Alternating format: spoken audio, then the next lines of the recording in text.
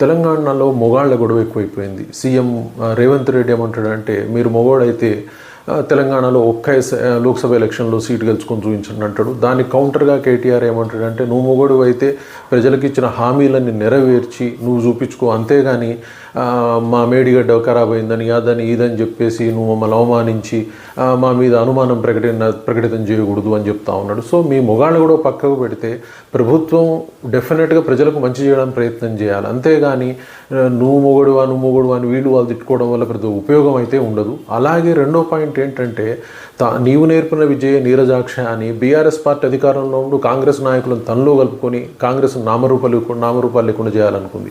అలాగే కాంగ్రెస్ పార్టీ ఇప్పుడు బీఆర్ఎస్లో నాయకులను తనలో కలుపుకొని బీఆర్ఎస్ పార్టీ నామరూపాలు లేకుండా చేయాలనుకుంటుంది. ఇలాంటి దిక్కుమాలిన పనులు చేసుకునే బదులు వీళ్ళు ప్రజల సంక్షేమం కోసం పోరాటం చేస్తే డెఫినెట్గా ప్రజలు ఆదరిస్తారు, అధికారాన్ని ఇస్తారు. అదందరూ ఆలోచించాలి. Thank you.